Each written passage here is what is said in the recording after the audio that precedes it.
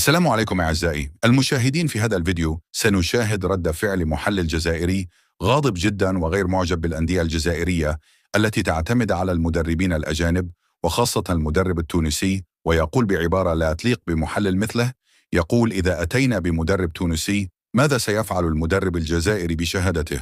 هل سيبيع فيها الفول السوداني؟ شاهدوا الفيديو أعزائي المشاهدين، ومن فضلكم لايك وتعليق، وشكرا لكم.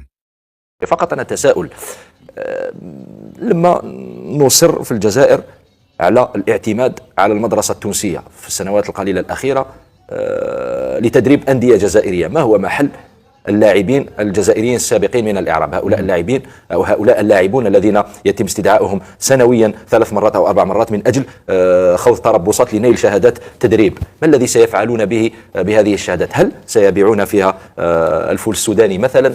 هل سيجعلونها مجرد صور داخل إطارات للذكرى؟ ما هو دور المدرب الجزائري؟ لو كان الأمر يتعلق بمدرب كبير مثل أليو سيسي لا علينا، لا تستطيع أن تقارن هذا المدرب الذي أثبت وجوده في الساحة الكروية الإفريقية وحتى العالمية، بما أنه قاد السنغال في كأس العالم وقاد السنغال للتتويج بكأس إفريقيا مع مدربين جزائريين ولعب نهائيين. ولكن لما سمعنا أسماء مثل يحيى بن يحيى ما نشوفش انه عنده اختلاف كبير ولا متفوق بمراحل على المدرب الجزائري. عندنا شباب هنا في الجزائر، انا منحير وقتاش نشوفوا مدربين شباب في الجزائر مثل مثلا امين عوديه، مثل رفيق صيفي، مثل ما على باليش انا، لا تحضرني الكثير من الاسماء. بصح علاش انا نفضل المدرسه التونسيه مع احترامي للمدرسه التونسيه على ابناء الجزائر؟ وراهم اللاعبين السابقين تاع الجزائر، وراهم المدربين الشباب الجزائريين.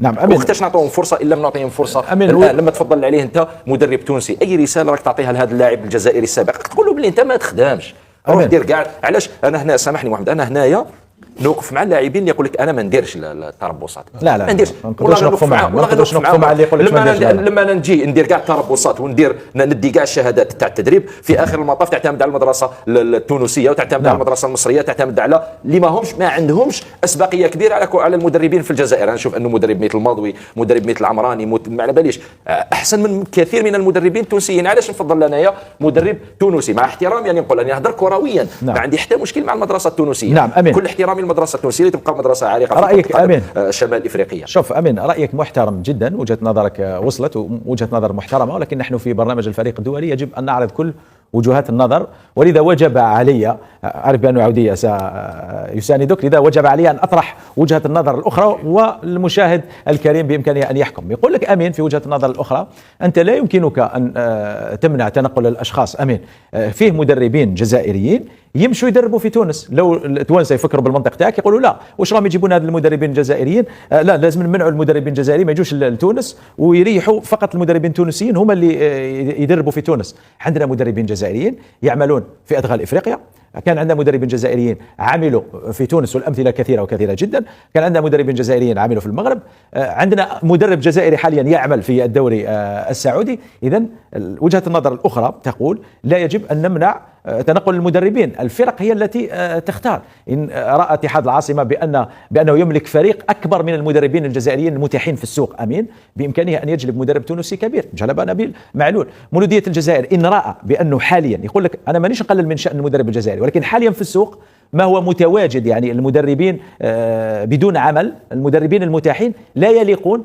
لا بفريق مولودية الجزائر ولا بمشروع مولودية الجزائر ولا بطريقة مولودية الجزائر. لذلك نفضل نجيب مدرب أجنبي، هذا أعتقد من حق إدارة النادي. لكن أن تمنع وتقول كيف لي مدربين توانسة يجوا الجزائر؟ حتى التوانسة يقول لك كيف لي لاعبين جزائريين يجوا يلعبوا في تونس، وكيف لي مدربين جزائريين يجوا يدربوا في تونس؟ لا، هذا سوق حر. أمين، المغرب، جزائر، تونس، مصر، السعودية، الأردن، فلسطين، هذه دول عربية بإمكان المدربين أن يتنقلوا فيها بكل حرية، والرأي الأول والأخير يبقى لهذه الأندية. هذه اسمح لي أمين، هذه لا يمكنك أن تمنع. مسموح تعاود تكرر هذه العبارة. أنا ما منعت حتى حاجة، أنا ما عنديش أصلا سلطة. أنت أصلا أمين ما عنديش سلطة. لما نقول لك لا أمين، فهم كلامي. لما نقول لك ما عندكش الحق تمنع، ليش نتحدث على بن شابيل؟ لأنه أنت يا بن شابيل ليست لك القدرة حتى لتمنع، حتى لو تريد أن تمنع لن تستطيع أن تمنع.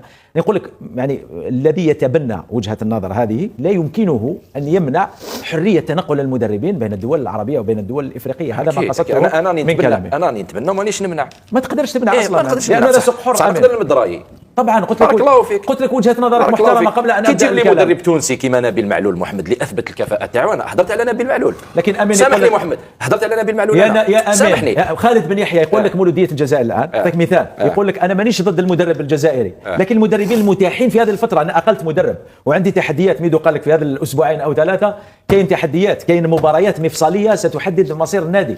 تهدر مع مسؤولين مولوديه الجزائر يقول لك يا بن شابير انا عندي تحديات، والمدربين المتاحين حاليا في الجزائر يجيبوك يقول اعطيني مدرب كبير متاح في الفتره الحاليه، وربما تبحث تقول له ما كاش، ربما في هذه الفتره ما عندوش مدرب جزائري، ولكن مولوديه الجزائر معروف بانه اعتمد على الكثير والكثير من المدربين الجزائريين واعطاهم زمام الامور.